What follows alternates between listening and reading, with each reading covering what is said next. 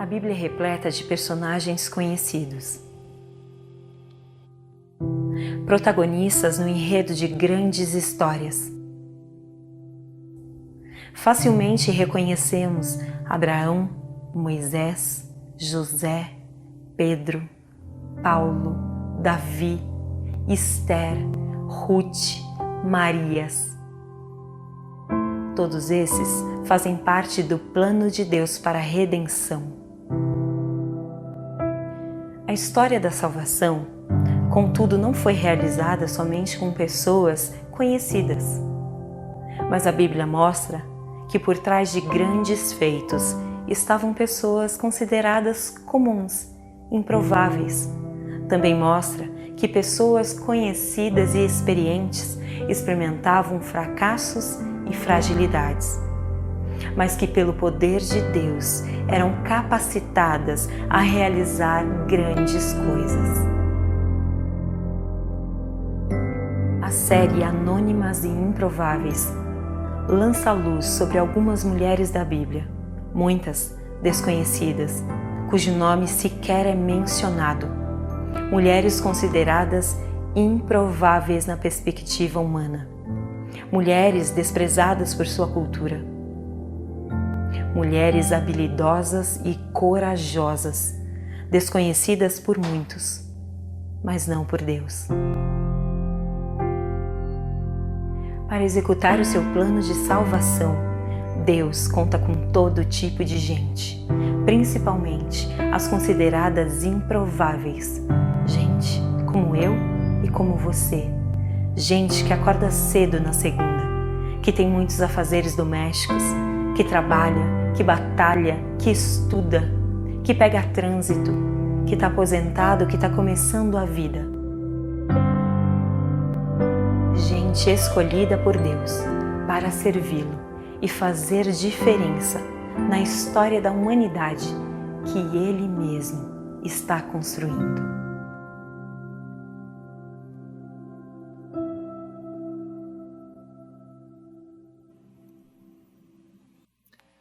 Boa noite, gente. Bom dia, né? Vamos começar de novo, tá? Bom dia, gente. Esse ano tem sido um ano muito marcante para a nossa igreja. Especialmente quando eu penso nas séries de pregações que nós já vivemos até aqui. Eu fico pensando na quantidade de conteúdo ao qual a gente foi exposto até aqui. E naturalmente penso na quantidade de responsabilidade que a gente tem sobre os nossos ombros. Porque a gente se torna responsável por aquilo que a gente sabe. E com essa nova série não vai ser diferente. Você vai ser exposto a conhecimentos que vão torná-lo responsável por colocar em prática esse conhecimento. Dentro do tema desse ano, para servir, nós estamos pensando especificamente nesta série sobre mulheres anônimas e improváveis. A gente está olhando para gente comum, para gente que não foi categorizado como herói, para gente que não foi considerada grande, para gente que não é alvo de muito destaque, mas para gente cujo compromisso com Deus continua reverberando para nós até hoje. Talvez a gente, por negligência, não consiga ver muito bem o legado que essas mulheres deixaram. Mas este legado está narrado nas Escrituras. E está sobre cada um de nós. Nós escolhemos mulheres para essa série, não porque nós somos feministas. Nós não somos. Inclusive, eu espero que ao longo da série você perceba que é Deus quem atribui valor à mulher, muito antes do feminismo fazer isso. Por isso, se você de fato quer lutar pela mulher, você deveria fazer isso por meio de um compromisso com Deus, e não comprando uma ideologia. Nós então escolhemos mulheres porque muitas vezes as Escrituras são acusadas erroneamente de só ter homens nas suas narrativas. E às vezes Deus é acusado de só contar com homens para implementar o seu plano de salvação, e isso não é verdade. Nós escolhemos gente que foi considerada improvável, para que a gente possa se compadecer, para que a gente possa se conectar. Porque no fim das contas, todos nós somos improváveis na perspectiva de alguém. Mas nós não dependemos de probabilidade para servir. Servir não é um privilégio exclusivo para a gente colocado em posição muito importante, para a gente colocado em posição de destaque. Servir é uma responsabilidade de todos aqueles que se comprometem com Cristo Jesus. Inclusive, nós não servimos só porque o nosso contexto social nos inspira ou nos ajuda a servir, mas sim porque nós obedecemos a Deus. Enquanto eu pensava sobre isso, me veio à mente a história de um homem que talvez seja um anônimo para muitos, mas um homem que na história da humanidade teve uma contribuição muito grande. Esse homem foi um pastor, Dietrich Bonhoeffer, um pastor luterano numa igreja alemã. Isso é o mais perto que eu consigo chegar da pronúncia do nome dele, e eu sei que não está certa. Bonhoeffer, ele assinou a declaração de Barmen. Ele se opôs a Hitler durante o nazismo. E ele assinou a declaração de Barmen, que era um documento oficial, que se contrapunha ao modelo de governo ditatorial empreendido por Hitler. Neste documento, Bonhoeffer afirmava que Jesus Cristo, e não homem algum, nem sequer o Estado, é o nosso único Salvador. Bonhoeffer pregou, ensinou, mesmo tendo sido claramente proibido de fazer isso. O nazismo o perseguiu e o prendeu, inclusive. Ele foi preso porque facilitou a fuga de diversos judeus. Ele defendia que não existe neutralidade. A igreja precisa se posicionar. E quando ela não se posiciona, ela compra o lado do opressor. Num dos seus escritos, Bonhoeffer disse que nós rejeitamos a falsa doutrina de que a igreja pode substituir a sua mensagem e sua organização ao seu bel prazer, de acordo com as respectivas convicções ideológicas e políticas reinantes. Ou seja, como igreja, nós não podemos ajustar o nosso discurso para que ele se alinhe com o governo vigente. Nós não podemos ajustar aquilo em que nós acreditamos e aquilo que nós ensinamos para não criar nenhum tipo de conflito com o governo. Ele defendia que, se fosse necessário, nós deveríamos sim criar conflitos contra o governo. E é isso que ele faz naquele momento. A sentença recebida por ele, por conta do seu posicionamento e por conta das suas atitudes, das suas atividades como um pastor, é que ele foi condenado à morte. E ele foi morto no dia 9 de abril de 1945, morto enforcado com apenas 39 anos. Bonhoeffer foi uma ilustração de que nós não dependemos de um contexto favorável para servir. Pelo contrário, nós encaramos os contextos desfavoráveis em que somos colocados muitas vezes exatamente como uma oportunidade. É ali, em contexto desfavorável, que Deus nos coloca para que nós possamos brilhar a sua luz. Um contexto desfavorável é como as trevas, a ocasião oportuna para que a luz brilhe e marque ainda melhor a sua presença. Ao longo da história, na realidade, nós vemos muitos sistemas políticos, econômicos, sociais, que se levantaram numa tentativa de criar oposição ao cristianismo. E nós, como igreja, nunca precisamos de um ambiente favorável para servir ou para desempenhar o nosso papel. Muitos de nós conhecem a famosa frase de Marx: a religião é o ópio do povo.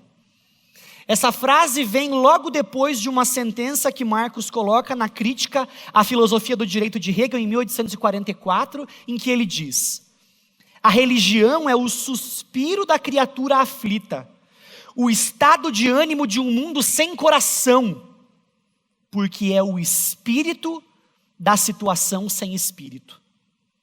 Marx acreditava que a religião só era necessária, ou ela tinha o seu lugar, porque os homens se encontravam em conflito. A religião era fruto do desespero do homem.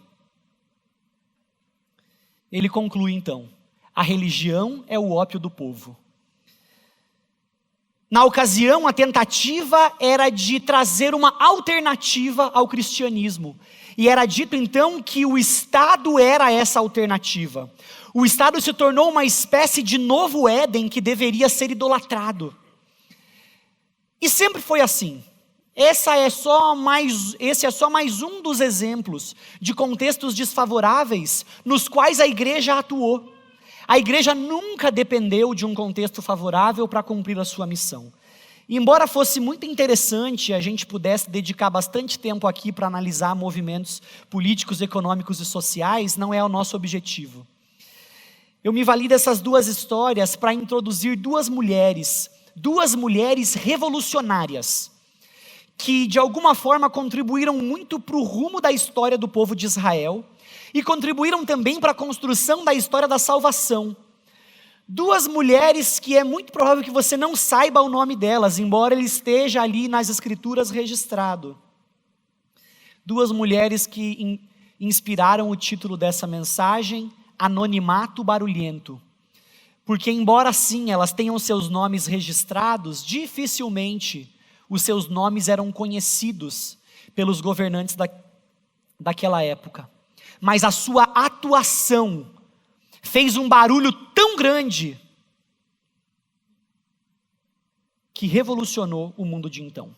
Essa história é narrada em Êxodo, no capítulo 1, e eu convido você agora a ler comigo os versículos de 1 a 14. Estes são os nomes dos filhos de Israel que se mudaram para o Egito com Jacó, cada um com sua família.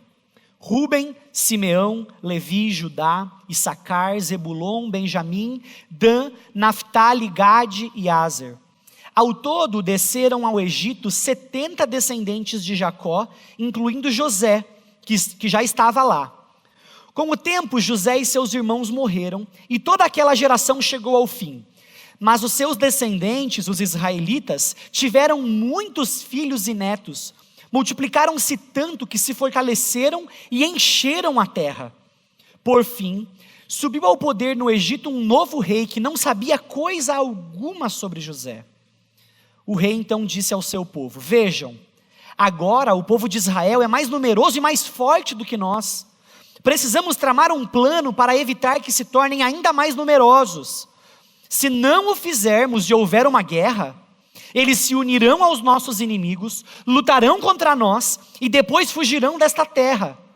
Assim, os egípcios nomearam capatazes para dirigir o trabalho do povo.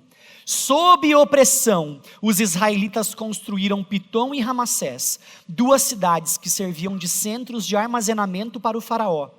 Porém, quanto mais oprimidos, mais os israelitas se multiplicavam e se espalhavam, e mais preocupados os egípcios ficavam. Por isso, os egípcios os forçavam com crueldade a trabalhar pesado. Tornaram a vida deles amarga, obrigando-os a preparar argamassa, produzir tijolos e fazer todo o trabalho nos campos. Eram cruéis em todas as suas exigências. Nós não dependemos de um contexto favorável para servir.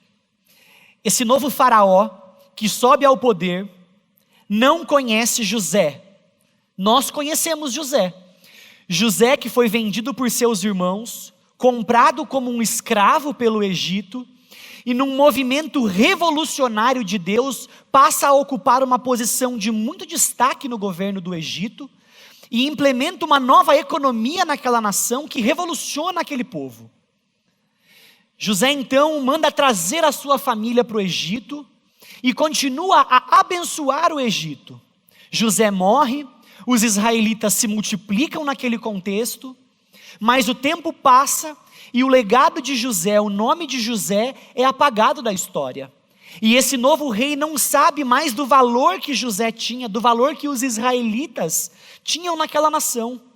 E começa então a oprimir aquele povo.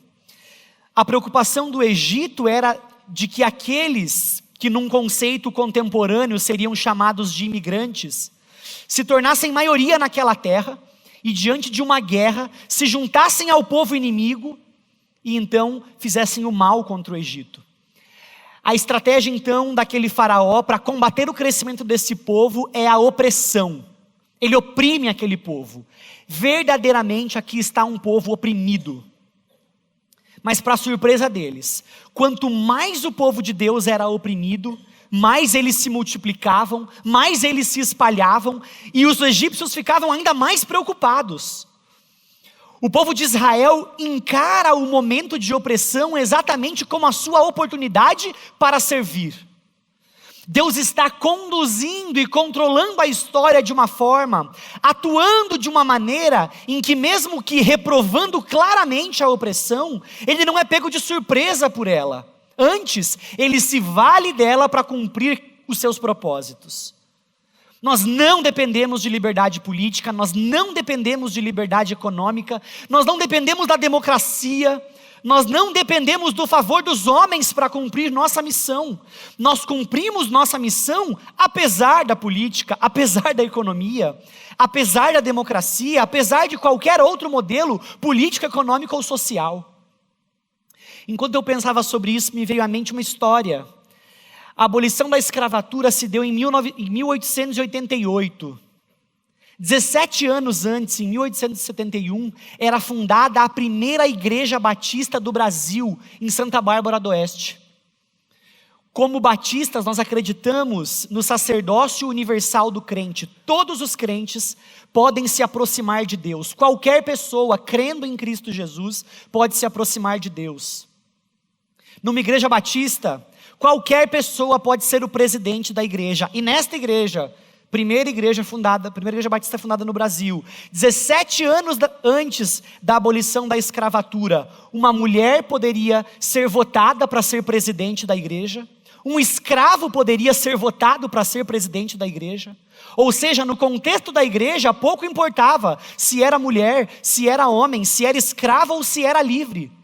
Na igreja, no meio do povo de Deus, nós podemos nos opor ao sistema vigente. Nós não precisamos de um contexto favorável para afirmar nossas convicções. Nós não precisamos. Nós dependemos de Deus para cumprir nossa missão. Voltando à história desse povo no Egito, talvez nessa altura do campeonato você deve imaginar que esse povo oprimido estava se organizando para criar um sindicato para defender a sua causa. Mas não é exatamente isso que o texto diz que acontece. Versículos de 15 a 19 é dito: o faraó, rei do Egito, deu a seguinte ordem às parteiras hebreias, Sifrá e Puá. Finalmente chegamos nas nossas personagens de hoje, Sifrá e Puá. É dito assim para elas: quando ajudarem as hebreias a dar à luz, prestem atenção durante o parto. Se for menino, matem o bebê. Se for menina, deixem que viva. Mas as parteiras temiam a Deus e se recusaram a obedecer à ordem do rei. Assim deixaram os meninos viver. Então o rei do Egito mandou chamar as parteiras e lhes perguntou: por que fizeram isso? Por que deixaram os meninos viver? As parteiras, as mulheres hebreias, não são como as egípcias, responderam as parteiras de Faraó. Elas são mais vigorosas e dão à luz com tanta rapidez que não conseguimos chegar a tempo. Desculpinha furada, né? Esse bom humor do qual as mulheres se valem para responder ao faraó, mostra também para a gente que nós não dependemos de uma posição proeminente para servir. Essas mulheres serviram a Deus com aquilo que elas sabiam fazer, e elas sabiam fazer parto. E o que elas fizeram? Fizeram parto. Para servir a Deus, nós não precisamos abandonar a nossa profissão, nós não precisamos largar os nossos empregos. Justamente no contexto em que nós estamos colocados, é o contexto em que Deus quer nos usar. Nós deveríamos então olhar para o nosso trabalho como nosso ambiente de missão, como nosso lugar de fazer a diferença, como o contexto em que Deus se revela por nosso intermédio para abençoar. Você foi colocado naquele lugar para ser uma bênção. Essas mulheres só sabiam fazer parto. E o faraó disse: não façam parto. E elas disseram: não, a gente vai fazer parto sim. porque elas entenderam que aquele lugar e aquela tarefa era a missão que Deus havia dado para elas. Diante de uma ordem clara para que elas matassem esses meninos, elas desobedecem o governo. E é um motivo muito claro, porque elas tinham que escolher: ou eu obedeço a Deus, ou eu obedeço o faraó. Eu obedeço a Deus. O momento aqui é interessante, porque nessa história nós partimos de opressão para genocídio. É um contexto completamente desfavorável para se posicionar como um servo de Deus. Mas as parteiras temiam a Deus e se recusaram a obedecer à ordem do rei, e assim deixaram os meninos viver.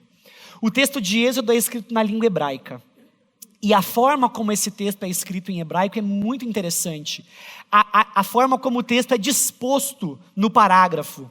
É dito: as parteiras temiam a Deus e se recusaram a obedecer à ordem do rei.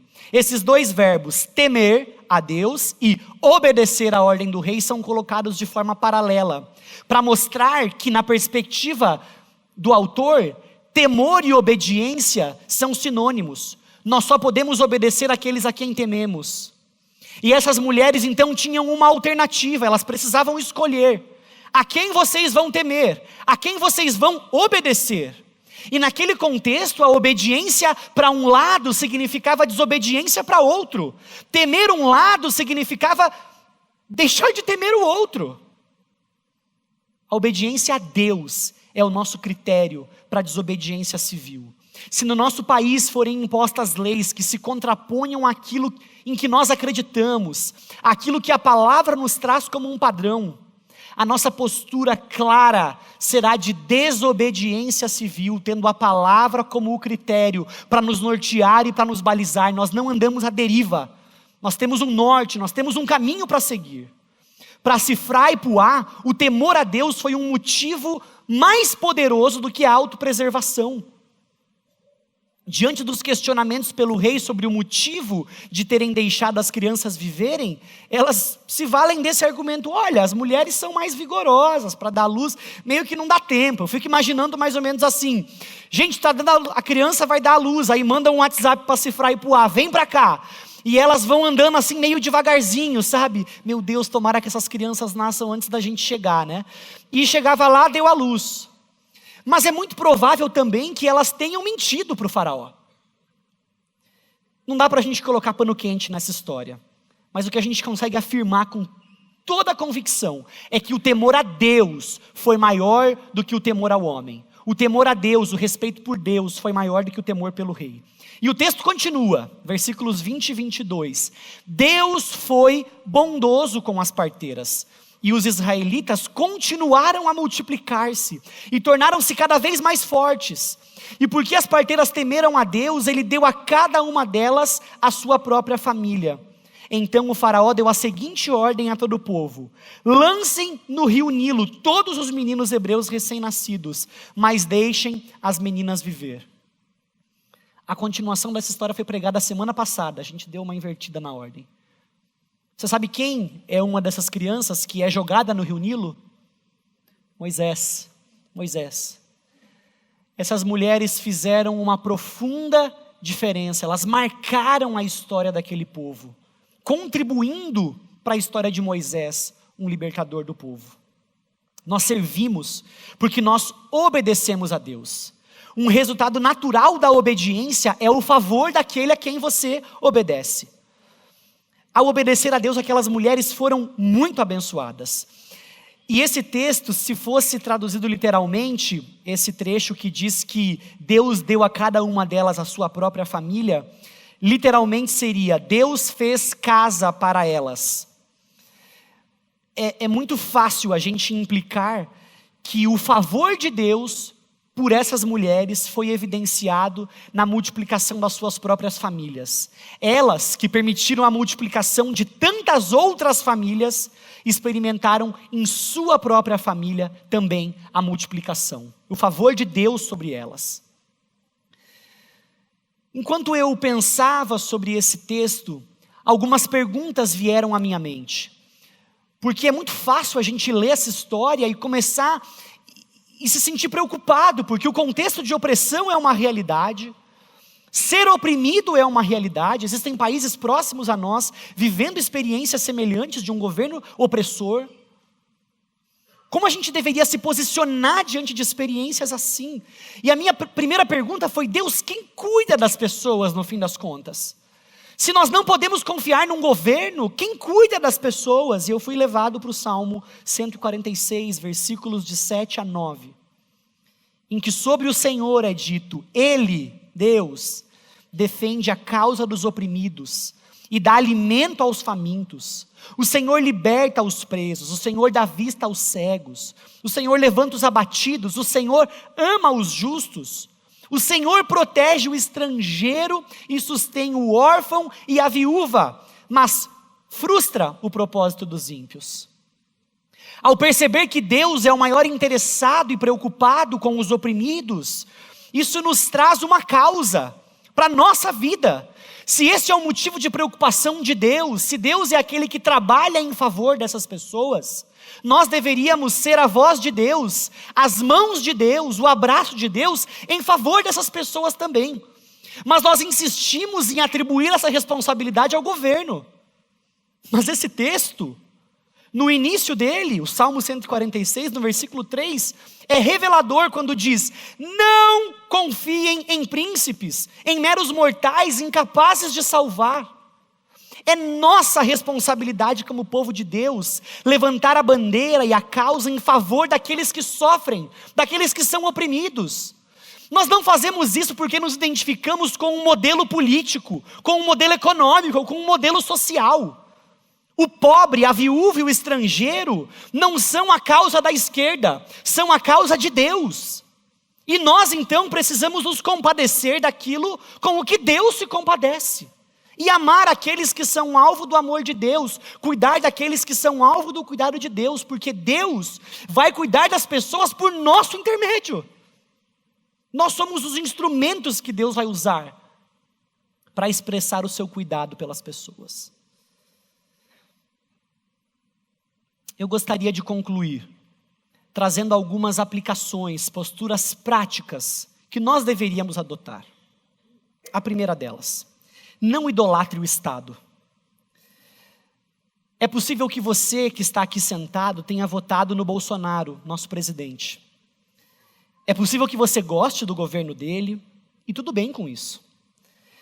Mas você não pode idolatrar e confiar cegamente num governante ou num governo.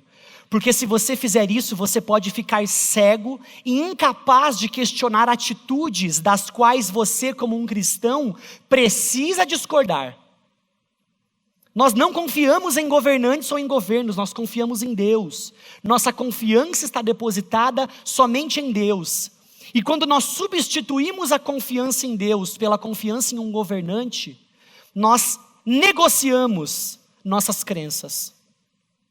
Mas nós temos sim, como cristãos, o compromisso de abençoar o nosso país, de orar pelo nosso presidente. Mas talvez você não tenha votado no Bolsonaro. Talvez você se oponha com veemência, talvez você questione a sua estratégia de governo, seus ideais ao conduzir nossa nação. Mas você precisa lembrar que o seu candidato que não ganhou a eleição é tão digno do seu alerta, da sua preocupação, e tão indigno da sua idolatria quanto o Bolsonaro. Nós não confiamos em governos e não confiamos em governantes, independente de quem ele seja, mas todos nós temos um compromisso com o nosso país, de orar pela nossa nação e de abençoar a nossa nação. Mesmo você que não votou neste presidente tem o compromisso de orar por ele, para que Deus o abençoe, para que ele dirija esta nação. Porque você, antes de ser de direita, de esquerda, azul, vermelho, roxo ou amarelo, você é um cristão. A sua identidade está definida, baseada em Cristo Jesus. Não num modelo político, não num partido, não numa ideologia, mas somente em Cristo Jesus. Enquanto uma ideologia concordar com aquilo, com o que nós concordamos como cristãos, nós caminhamos juntos. E naquilo que nós discordamos, nós andamos separados. Porque nós somos cristãos, esta é a nossa identidade. a sua revolução, o seu envolvimento social, sua revolução social, se dará por meio de uma obediência radical ao padrão das Escrituras. Mas para obedecer radicalmente, você precisa conhecer a Deus radicalmente. Você precisa sair da superfície, sair de um compromisso superficial com Deus. Você precisa parar de encarar a igreja como uma espécie de lazer dominical, ou de visita quinzenal, talvez mensal. Nós existimos como igreja e este momento de culto é desenhado para que nós sejamos capacitados a retornar aos contextos em que somos colocados, para que ali sejamos uma bênção. E enquanto nós tratarmos este tempo aqui como uma forma despretensiosa, de forma meio que sem objetivo, nós vamos continuar caminhando como uma igreja inócua, sem valor. Uma igreja que pode fazer eco àquilo que Marx disse, uma espécie de ópio do povo, mas nós não seremos essa igreja. Você precisa parar de encarar a leitura das Escrituras como uma tarefa enfadonha e cansativa. Você precisa ver o seu compromisso com Deus como a ferramenta que Ele vai usar para abençoar você, para que você seja uma bênção para esse país. Por último, sirva no contexto em que você está. Se Fra e Puá eram parteiras, você talvez seja gari, médico, advogado, publicitário, professor, enfim. Cada um de nós aqui é colocado no lugar, e é colocado ali por Deus. Você não pode encarar o seu trabalho somente como um lugar chato para onde você vai, de segunda a sexta, das 8 às 18. Você foi plantado ali pelo próprio Deus, para que ali você faça diferença, para que ali você seja uma bênção. E enquanto você não encarar isso como uma realidade, você compromete a qualidade daquilo que nós fazemos como igreja. Porque nós não somos igreja simplesmente para nos reunir aqui, mas para abençoar todos os lugares onde nós somos colocados. Nós somos uma referência da presença de Deus na cidade. Deus plantou você no seu trabalho, Deus colocou você ali, para que onde quer que você chegue, a presença de Deus também chegue. Nós precisamos ter um compromisso, assumir um compromisso radical de abençoar a nossa nação. Para fazer isso, nós não precisamos de mais evangélicos no governo. Para fazer isso, nós precisamos de mais gente anônima e improvável, como eu e como você, levando a sério o seu compromisso com Cristo Jesus, levando a sério sua responsabilidade de fazer a diferença onde foi colocado. Você pode servir hoje, servir onde você está. Eu citei aqui com bastante clareza o nosso governo. E eu gostaria que nesse momento nós dedicássemos um tempo para orar pelo nosso país. Orar pelo nosso país, orar pelo nosso presidente, quer você tenha votado nele, quer não. Mas eu também quero orar por você, para que você se veja como alguém responsável por abençoar nossa nação. Se você não é um político e não está desempenhando uma função pública, você não vai conseguir fazer isso nas mesmas proporções que um político faria. Mas talvez sua influência seja bem pequenininha, mas ela tem o tamanho exato que Deus queria que ela tivesse, para que você fizesse a diferença ali, naquele lugar em que você foi colocado. Deus te quer ali, e ali você deve fazer a diferença, representando Cristo Jesus. Nós podemos então orar agora, orar pelo nosso país, orar pelo nosso presidente, pedindo que Deus dê sabedoria a ele, e orar uns pelos outros aqui, para que nós assumamos um compromisso de abençoar nossa nação, de ser uma bênção para esse país. Vamos orar. Deus querido, nós nos colocamos diante do Senhor, reconhecendo que precisamos do Senhor. Precisamos do Senhor porque queremos abençoar nossa nação. Nós não pertencemos a essa nação. Nós somos cidadãos do céu, mas fomos colocados aqui nesta terra para trazer o padrão do céu para cá, para sermos teus representantes aqui. Então eu peço em nome de Jesus, Senhor, usa as nossas vidas, usa essa igreja, Deus, abençoa-nos para que possamos abençoar nossos trabalhos, abençoar nossos vizinhos, abençoar nossas faculdades, nossas escolas. O Senhor tem nos plantado nesses lugares e nós queremos em nome de Jesus usar a influência que o Senhor nos deu para que ali possamos evidenciar Cristo Jesus. Portanto, capacita-nos, Deus, em nome de Jesus. Pedimos por nossa nação também, pedimos pelo Brasil, Deus. Pedimos que o Senhor dê sabedoria ao nosso presidente, que o Senhor o abençoe em nome de Jesus, que ele tenha do Senhor capacitação para que possa governar essa nação com princípios retos e justos. Nós pedimos tua bênção sobre o Brasil, pedimos tua bênção sobre aquelas demais esferas de poder que nos regem. E nós queremos nos lembrar, Deus, que não existe poder nesta terra que não seja exercido sob tua autoridade. O Senhor é Deus, o Senhor é governante sobre tudo e todos. E nós confiamos em Ti, Deus. Confiamos no Teu poder, confiamos no Teu governo, Pai. E submetemos por isso nossa vida ao Senhor. Nós nos consagramos a Ti, crendo que o Senhor é poderoso para nos abençoar e abençoar nossa nação. E fazer ainda infinitamente mais do que nós pedimos ou pensamos de acordo com o Seu poder que opera em nós. Em nome de Jesus. Amém. Que Deus te abençoe.